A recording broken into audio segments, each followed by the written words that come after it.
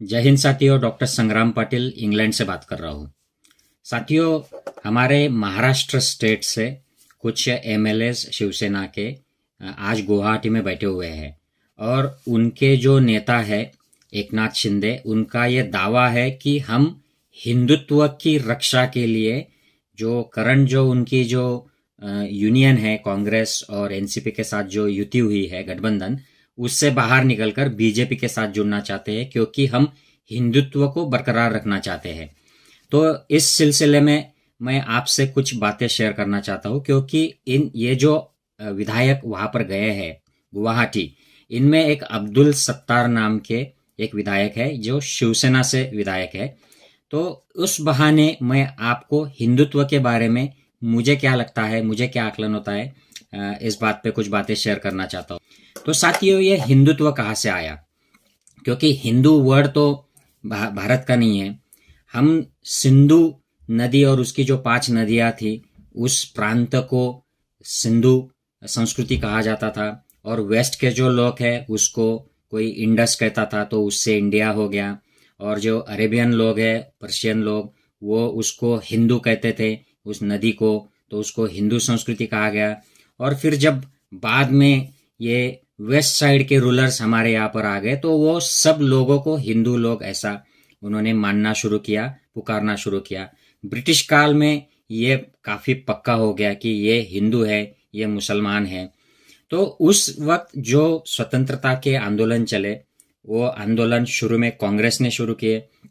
कांग्रेस में शुरू में जो लोग थे वो ब्राह्मण थे और जो बड़े जमींदार मुस्लिम हैं, वेल टू डू जो लोग हैं, उनका उसमें जमावड़ा था। महात्मा गांधी जी के आने के बाद इसमें सारे जो निचले तबके के लोग हैं, महिला, दलित, आदिवासी, ये किसान, कामगार, ये सब जुड़ना शुरू हो गए। और ये जो आंदोलन स्वतंत्रता का चल पड़ा, उससे ऐसे मालूम होने लगा, क्लियर हो गया कि जैसे ही ब्रिटिश एक दिन इंडिया छोड़ते हैं, उस दिन इंडिया ये कांग्रेस के अंडर रूल करेगी और कांग्रेस ही सबसे बड़ी पॉलिटिकल ताकत होगी, वही दिशा तय करेगी। और कांग्रेस की जो दिशा थी वो तो गांधी जी ने क्लियर कर दी थी। वो अस्पृश्यता मान नहीं रहे थे, वो वर्ण व्यवस्था मानते थे, लेकिन उस तरीके से नहीं मानते थे जैसे ब्राह्मण ग्रंथों में लिखा गया है, जैसे मनुस्मृति में लिखा गया है। वो तो सबके साथ बैठकर सबके साथ खाना खाए, सबके साथ सबकी सेवा करे, इस तरीके का उनको हिंदुत्ववाद चाहिए था। ताकि वो, हालांकि वो बहुत धार्मिक वृत्ति के थे। तो इससे कुछ लोगों में थोड़ी सी परेशानी शुरू हो गई।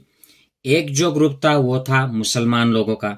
उनको ये दिखाई देने लगा कि जैसे ही ब्रिटिश ये इंडिया छोड़ेंगे, इसके बाद ये कांग्रेस पावर में आ जाएगी और यहाँ पे मेजॉरिटी हिंदू लोग आ जाएंगे जो सत्ता में रहेंगे और काफी सारी जो सिस्टम्स इस देश में जो अस्तित्व में आएंगी, लोकतंत्र बहाल होने के बाद इसमें हिंदू लोगों का डोमिनेंस रह जाएगा। तो हम माइनॉरिटी आ जाएंगे, हमको प्रॉब्लम आ जाएगी, हमारे प्राइम मिनिस्टर्स नहीं हो पाएंगे, हमारे न्यायाधीश नहीं हो पाएंगे, यूनिवर्सिटीज में हम लोग टॉप पोजीशंस में नहीं जाएंगे, बिजनेसेस में भी हमको डोमिनेट किया जाएगा। ऐसी उनकी एक फियर हो गई। और दूसरा एक ग्रुप जो अनकंफर्टेबल फील कर रहा था वो था ब्राह्मण लोगों का, क्योंकि ब्राह्मणों का एक अनअपोज्ड रूल हुआ करता था, एक सोशल स्टेटस हुआ करता था। मनुस्मृति और उनके जो अलग अलग ग्रंथ है उनमें तो उनको इतना सुपीरियर बताया गया है कि वो रेप भी कर दे, किसी का खून भी कर दे, तो उनको सजा नहीं होती है। हालांकि ज्यादातर ब्राह्मण इस बात को उस वक्त भी नहीं मानते थे, आज भी नहीं मानते, लेकिन कुछ ऐसा ग्रुप है छोटा सा जो इन सारी चीजों को हमेशा के लिए सनातन बनाए रखना चाहता है। तो ऐसे लोगों का ग्रुप महाराष्ट्र में, खास करके विदर्भ में, चित्पावन ब्राह्मण लोगों का ग्रुप है। उन्होंने फिर तय कर ली कि हम एक संगठन बनाएंगे। ऐसे बताया जाता है कि उनको ब्रिटिश लोगों ने भी सपोर्ट किया था संगठन बनाने के लिए। तो ये राष्ट्रीय स्वयंसेवी संघ तैयार हो गया। और सावरकर से रिलेटेड जो लोग थे उन्होंने हिंदू महासभा का वहां पे निर्माण किया और ये पैरेलल चलते रहे। हालांकि किस तरीके से हमको हिंदू आइडियोलॉजी डोमिनेट करके रखनी है, इसमें उनकी थोड़ी सी डिफरेंस ऑफ ओपिनियन थी। सिर्फ तरीका अलग अलग था, लेकिन दोनों का उद्देश्य एक ही था कि ब्राह्मण सुप्रीमेसी आ जाए और इसको हिंदू राष्ट्र कहा जाए, वर्ण व्यवस्था रहे और सारे जो हमारे व्यवहार ब्राह्मण धर्म के हिसाब से जो होते थे वो इंडिया जब ब्रिटिश छोड़ के जाएंगे तो वो कंटिन्यू हो। तो ये पैरेलल इनका जो एक्टिविटी है, मूवमेंट है, ये चलता रहा। उसके लिए उनको सबसे ज्यादा जरूरी था कि मुसलमान जो है वो अलग हट जाए, क्योंकि हिंदू राष्ट्र कब कह सकते हैं जब ये 15-20% जो मुसलमान है वो अगर सेपरेट हो जाए तो ही ये हिंदू राष्ट्र बनाने में मतलब है, नहीं तो फिर ये तो मिक्स जैसे कांग्रेस चाहती है वैसे राष्ट्र बन जाएगा। तो इसके लिए जरूरी था कि मुसलमानों के संगठनों की ताकत बढ़ाए। तो हिंदू महासभा आरएसएस ने सबसे पहले मुस्लिम लीग और जो भी मुस्लिम संगठन थे उनकी ताकत बढ़ाई। आपको काफी सारे लोगों को पता भी नहीं होगा कि अलग पाकिस्तान की जो संकल्पना है ये सबसे पहले सावरकर ने अपने किताब में लिखी थी। मुस्लिम लीग ने उसके बाद में डिमांड करना शुरू किया था कि हमें पाकिस्तान सेपरेट चाहिए। तो और उनके साथ अलग अलग जो प्रांतीय गवर्नमेंट्स थे उनमें भी मुस्लिम लीग के साथ हिंदू महासभा शामिल हुई थी। और कांग्रेस के स्वतंत्रता आंदोलन में ये कभी शामिल नहीं हुए थे। इनफैक्ट उन्होंने कांग्रेस के स्वतंत्रता आंदोलन को अपोज किया था, ब्रिटिश सरकार का साथ दिया था। तो ये चलता रहा। फिर हम स्वतंत्र होने को आए। इनके बाद एक ध्यान में आई कि जैसे ही स्वतंत्र हो जाते हैं यहाँ पर इलेक्शंस आएंगे तो वोट की गिनती होगी और जितने वोट्स है उतनी पावर आएगी। और अगर हम ब्राह्मण लोगों का सिर्फ संगठन बनाए रखते हैं तो उससे हमें सत्ता नहीं मिलेगी। तो उन्होंने उसको एक्सपांड करना शुरू किया। फिर जो क्षत्रिय है, वैश्य है, उनको लेना शुरू किया। उसके बाद भी उनको लगा कि ये सफिशिएंट नहीं है, फिर उन्होंने उसको और एक्सपांड किया। फिर इनकी ये समरसता की जो कहानी है ये शुरू हुई कि हम दलित भी हमारे हैं। फिर आदिवासी, जिनका ब्राह्मण धर्म से कहीं पे भी लेना देना नहीं है, आदिवासी ये मूल निवासी है इंडिया के, ये ब्राह्मण धर्म को अपनाना नहीं चाहते थे, इसलिए ये जंगल में रहे हैं, रिमोट रहे हैं। उनको उस वक्त द्वेषपूर्ण उनके साथ व्यवहार किया गया, इसलिए उन्होंने खुद को आइसोलेट कर लिया था। उनकी अलग कल्चर है, वो वर्ण व्यवस्था मानते नहीं है, कोई भी कर्मकांड करते नहीं है, लेकिन वो भी हिंदू है।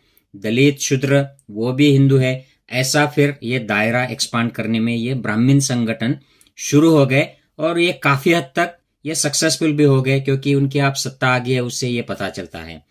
तो ये जो है सिलसिला साथियों, इनका जो हिंदुत्व है ये ऐसे शुरू हुआ है ताकत, पावर, पॉलिटिकल पावर बनाए रखने के लिए। इसमें व्यापक हिंदू धर्म का या हिंदू धर्म के दलित, बहुजन, ये जो वीकर सेक्शंस है, इनका कोई भला हो जाए और इनके फेवर में ये कुछ हिंदुत्व मूवमेंट है, ऐसी कोई बात नहीं है। ये शुरू हुई है सिर्फ कुछ चंद ब्राह्मण लोगों ने साथ में मिलकर जो संगठन बनाए उससे। और अभी भी आरएसएस जैसे संगठन सिर्फ कुछ ब्राह्मण लोगों के हाथ में है और उसमें भी खास करके जो चित्पावन ब्राह्मण है उनके हाथ में रहते हैं। लेकिन ज्यादातर ब्राह्मण लोग आज लिबरल हो चुके हैं, पढ़ लिख कर आगे निकल चुके हैं, सेक्युलरिज्म में को मानते हैं।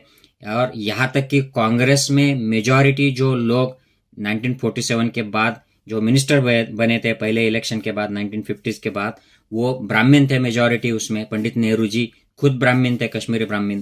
तो ये हिंदुत्व जो है साथियों ये ऐसा आया है और इसको स्ट्रांग बनाने के लिए, फिर उसको ज्यादा से ज्यादा लोग जोड़ने के लिए एक अपोजिशन बनाए रखना कि मुसलमान ये हमारे अपोजिट है, ये हमारे दुश्मन है, ये ऐसे पैरेलल मूवमेंट चलता है।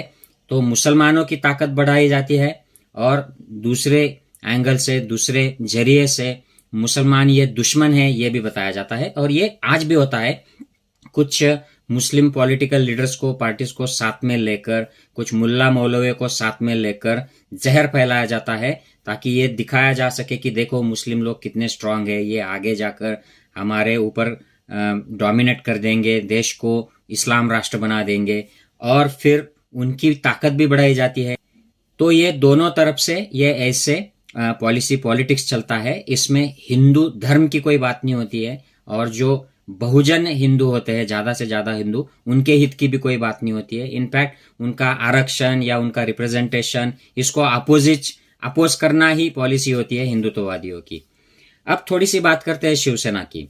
शिवसेना ये प्रबोधनकार ठाकरे जो बड़े एंटी ब्राह्मणिज्म थे, इन्होंने ऐसी कुछ किताबें लिखी है। इन्होंने मराठी में देवलांचा धर्म और धर्माचे देऊळ मतलब मंदिरों का धर्म और धर्म के मंदिर, ये ऐसी विद्रोही किताब लिखी है कि इंडिया के किसी भी विद्रोही लेखक ने इतनी विद्रोही किताब ना लिखी हो। ये हिंदी में भी उपलब्ध है, आप पढ़ सकते हो।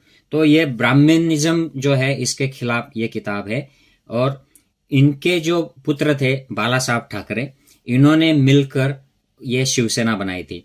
और शिवसेना का उद्देश्य यही था कि मुंबई में जो मराठी लोग हैं, जो गांव से देहात से आते हैं, उनको एक रिप्रेजेंटेशन मिले, वॉइस मिले। क्योंकि मुंबई में डोमिनेंस ज़्यादातर ये पारसी लोग, साउथ इंडियन, गुजराती, कुछ मुस्लिम जैसे ज़्यादा से ज़्यादा मुस्लिम तो वहाँ पर गरीबी है। तो ऐसे हालात में मराठी लोगों को आवाज़ मिले, इसलिए ये संगठन बना था। लेकिन बाद में जब इसको पॉलिटिकल प्रोग्रेशन हुआ तो इन्होंने इसको दायरा इसका बढ़ाकर हिंदुत्व दायरा किया कि हिंदू जो कॉमन लोग हैं उनका रिप्रेजेंटेशन मिले। लेकिन ये शुरू से क्लियर किया था इन्होंने कि हमारा हिंदुत्व ये शेंडी जनेऊ का हिंदुत्व नहीं है। मतलब शेंडी और जनेऊ मतलब ब्राह्मणवादी रिचुअलिस्टिक हिंदुत्व नहीं है। हम हिंदू जो सर्वसामान्य लोग हैं इनके हित की बात करेंगे। तो आगे जाकर इनके पास आडवाणी और अटल बिहारी वाजपेयी, प्रमोद महाजन ऐसे लोग जाकर इनके साथ बैठे। ये छोटे लोग थे उनके सामने, क्योंकि महाराष्ट्र में बाल ठाकरे और शिवसेना ये डोमिनेंट हुआ करती थी। तो उन्होंने उनको भी साथ में लिया और अपना पॉलिटिकल गेन बढ़ाने के लिए, इसको और व्यापक करने के लिए उन्होंने उनका साथ दिया। तो इससे भाजपा की महाराष्ट्र में ताकत बढ़ गई। और जो हिंदू लोग, जो मराठी लोग, जो बहुजन लोग शिवसेना के साथ जुड़े थे, वो धीरे धीरे फिर भाजपा के साथ भी जुड़ने लग गए। क्योंकि भाजपा तो कुछ भी नहीं थी महाराष्ट्र में, शुरू में शिवसेना को ही मानते थे लोग। तो ऐसे इनकी ताकत भाजपा की बढ़ गई। तो इस हद तक बढ़ गई कि वो शिवसेना को भी उन्होंने पास कर दिया और वो डोमिनेंट हो गए हिंदुत्व के मुद्दे पर। बट एक्चुअल में इसमें धर्म कोई भी नहीं है। इसमें हिंदू आदमी का धर्म की कोई प्रगति हो, आध्यात्मिक प्रगति हो, ऐसी कोई बात नहीं है। या हिंदू आदमी की कोई शैक्षणिक सामाजिक उन्नति हो, उसको कुछ रिप्रेजेंटेशन मिले, ऐसी भी कोई बात नहीं है। ये शुरू कुछ अलग इरादे से ही हुए थे। जैसे मैंने बताया कि आरएसएस का जो हिंदुत्व है ये ब्राह्मण सुप्रीमेसी और जो ब्राह्मणिकल जो रिलीजन है, जिसके जो कस्टम्स है, ये डोमिनेंट रहे, इसके लिए शुरू हुई थी। और शिवसेना का हिंदुत्व ये मराठी लोगों को मुंबई में आवाज मिले, मराठी लोगों की उन्नति हो, उसको रिप्रेजेंटेशन मिले, इसलिए शुरू हुई थी। अब जो हालात हो गए हैं, इसमें कुछ विधायक शिवसेना के भाग गए हैं गुवाहाटी में। और सब जानते हैं कि इसमें भाजपा का हाथ है, क्योंकि गुवाहाटी में जिस तरीके से सूरत में, गुवाहाटी में उनको वहां की स्थानिक प्रशासन का, पुलिस का सपोर्ट मिला, उससे ये सब पता चलता है। तो इन विधायकों में ऐसे विधायक है ज्यादातर कि जिनके ऊपर ईडी सीबीआई के केसेस पेंडिंग है या उनको डराया धमकाया गया है। और ये सब नाम मीडिया में आ रहे हैं। मैं यहाँ पर उसकी रिपीटेशन नहीं करना चाहता हूँ। मैं एक आदमी के बारे में बोलना चाहता हूँ, वो है अब्दुल सत्तार। ये मुसलमान आदमी है, हमारे बाजू के डिस्ट्रिक्ट से ही है जहाँ से मैं लोकली बिलोंग करता हूँ। तो हम लोग जब औरंगाबाद जाते थे तो बीच में एक सिल्लोड नाम का तहसील प्लेस आता है, वहां पे इस आदमी के बड़े बड़े पोस्टर्स हम देखा करते थे। अब्दुल सत्तार शुरू में ये अपक्ष हुआ करते थे, निर्दलीय। शुरू गांव में वो ग्राम पंचायत में थे, उसके बाद वो नगर पंचायत में आ गए, फिर वो विधायक हो गए निर्दलीय, फिर कांग्रेस के साथ जुड़ गए।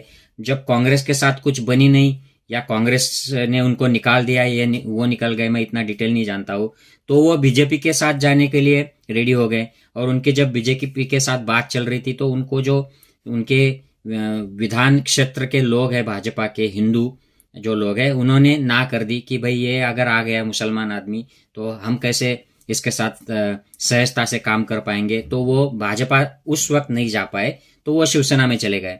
और शिवसेना में अच्छी तरीके से वो काम कर रहे थे, मंत्री भी बना दिया शिवसेना ने उनको। और आज वो बीजेपी के साथ जुड़ने के लिए, हिंदुत्व के लिए जो लोग गए हैं उनके साथ में वो आज जुड़ गए हैं। तो अब्दुल सत्तार जी का जो हिंदुत्व है कि उनको वहां के जो हिंदू वोटर्स है, क्योंकि अब हवा हिंदुत्व की है, हिंदुत्व बोल दिया तो लोग वोटिंग करते हैं। दूसरी बात यह है कि भाजपा के साथ पैसा है, ईडी है, सीबीआई है, तो उनके साथ रहने में सेफ्टी है। तीसरी बात यह है कि ये अब्दुल सत्तार जो है, इन्होंने मराठा आरक्षण को सपोर्ट किया।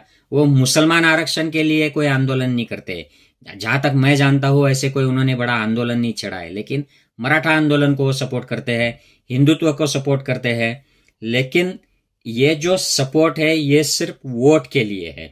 तो उनका जो विधानसभा क्षेत्र है उसमें मराठा लोग हैं, राजपूत लोग हैं, सवर्ण लोग हैं, उनका वोट उनको चाहिए, इसलिए ये हिंदुत्व के सपोर्ट में गुवाहाटी पहुंच गए हैं। अगर उनकी कोई ईडी सीबीआई वाली बात होगी तो मैं नहीं जानता हूं, क्योंकि मैं पॉलिटिकल फील्ड में इतनी जानकारी नहीं रखता हूं। तो मेरा ये कहना है कि अब्दुल सत्तार जी का हिंदुत्व जैसे स्वार्थी है, सिर्फ सत्ता के लिए है, उतना ही स्वार्थी हिंदुत्व है बाकी हिंदुत्ववादी पार्टियों का। फिर वो भाजपा हो या शिवसेना हो या और कोई भी पार्टी हो जो हिंदुत्व की बात करती है, ये सिर्फ सत्ता का हिंदुत्व है। इसका कोई भी मतलब हिंदू धर्म से नहीं है, इसका कोई भी मतलब हिंदू कहलाने वाले लोगों से नहीं है, उनकी उन्नति से नहीं है, उनका रिप्रेजेंटेशन से नहीं है।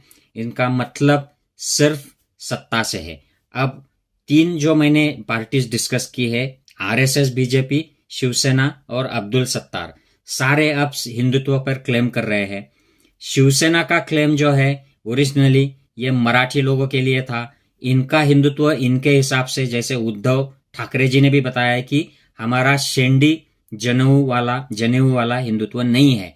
मतलब हम कॉमन हिंदू जो लोग हैं इनकी उन्नति चाहते हैं, इनको रिप्रेजेंटेशन चाहते हैं। तो उन्होंने स्टैंड क्लियर किया है। उनके पिताजी ने भी किया था। उनके जो दादाजी थे प्रबोधनकार, उन्होंने तो एकदम जाहिर किताब लिखी है एंटी ब्राह्मणिज्म, और उस वक्त उन्होंने हिंदुत्व नाम की भी किताब लिखी है। तो ये इनका हिंदुत्व हो गया। आरएसएस, बीजेपी का हिंदुत्व जो है ये ब्राह्मण धर्म का, ब्राह्मण सुप्रीमेसी का, कुछ ब्राह्मण लोगों ने तैयार किए हुए जो संगठन है, और उसको बाद में उसका दायरा बढ़ा दिया है ताकि उनको वोट मिल सके, वो हिंदुत्व है। और अब्दुल सत्तार जी का हिंदुत्व है जो सिर्फ ये हिंदू, राजपूत, मराठा इन लोगों से वोटिंग ले पाए और शायद खुद को बचा पाए ईडी सीबीआई से। तो ये हिंदुत्व जो है ये सिर्फ सत्ता का है, चाहे किसी भी नाम से, किसी भी उसको रंग से पुकारा जाए, ये सत्ता का है। इसका हिंदू लोगों से कोई भी मतलब नहीं है, हिंदू धर्म से मतलब नहीं है। I hope I have made this clear to you. If you agree with this points, अगर मेरी बात से सहमत हो तो ये वीडियो जरूर शेयर कीजिएगा। जय हिंद साथियों।